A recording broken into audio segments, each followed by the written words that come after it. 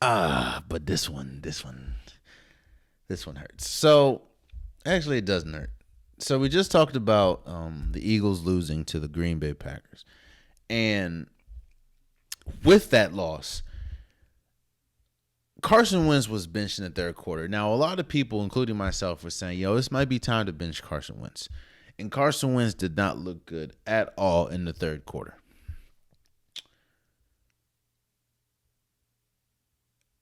And Jalen Hurts came in and he threw a touchdown pass. He made a couple good passes. They still lost, and it pretty much wasn't close, but he gave them a spark. Now, you're probably asking yourself, no, there's not asking yourself. Now a lot of people are saying, what happens next? Next game, do you bring back Carson? Do you start Jalen Hurts? I say this. There's no way, in my opinion, you can bench a player and then bring him back. Bench a player.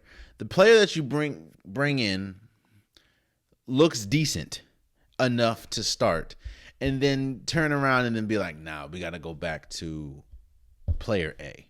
Like, there's no scenario I can see Carson unless Jalen Hurts just gets hurt or something. There's no way I can see Carson Hurts playing at least next game. Now, I do think that I don't. Now I know I don't think that they can trade him, seeing as though the contract that he has is one of the largest contracts in the NFL, and the production doesn't match the contract. But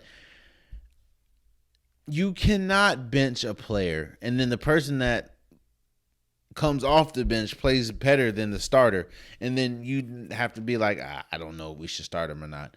Like, I just don't see a scenario where Jalen Hurts does not start at least next game. Now, could they lose next game? Yes, they could.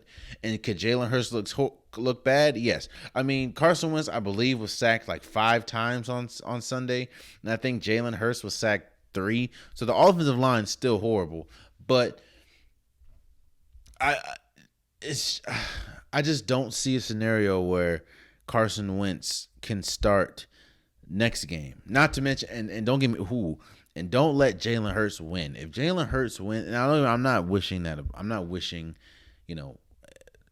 Actually, yes, I am. I'm a Washington fan.